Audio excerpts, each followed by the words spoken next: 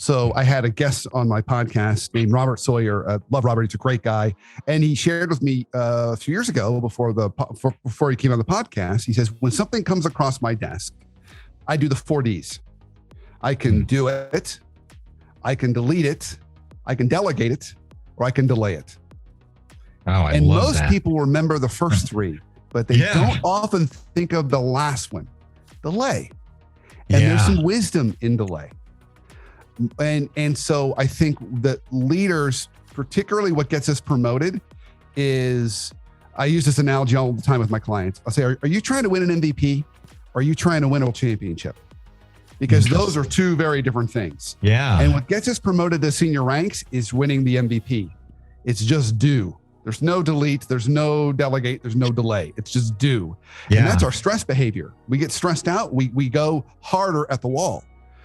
And you remind us that executive presence is no, that doesn't, going harder at the wall isn't necessarily the only way to achieve this goal. In fact, it might actually be damaging. You may step on people's toes because you may not be aware of the context or the emotional state of folks, or frankly, spend enough time thinking about the problem before you move.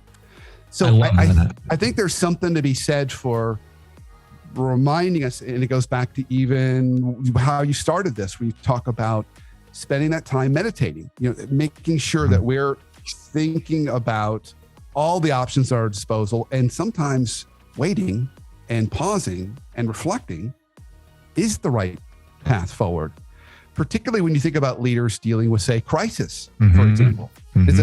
It's one of those many challenging things for leaders that are executives. The crisis situations happen, with a customer or one of their facilities. And if they react too quickly, they're not going to have all the information, and they're going to say something that maybe is not quite in right context, or put their PR or legal team in a bind. Or if they react too late, they don't care.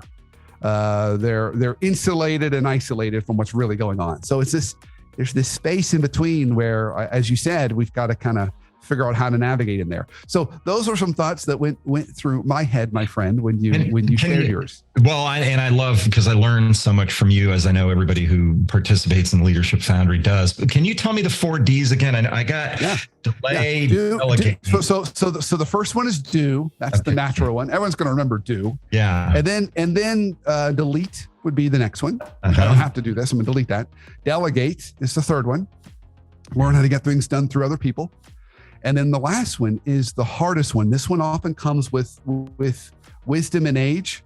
I find people tend to master the ability to slow down in their early 40s. That's when they start learning how to do that. I mean, people can get there earlier. So I want to be clear. You can always arrive to this party early. But most people developmentally as leaders, that's the thing they have to kind of learn how to master in their 40s. Is learning when not to respond. And how to respond in measured ways when there may be kind of emotions at stake, particularly if they're passionate leaders. We love passionate leaders. The challenge with passionate leaders is they're passionate. They're passionate when things are great. If they're mad, everyone knows. Which makes it difficult on the employees to do that roller coaster ride.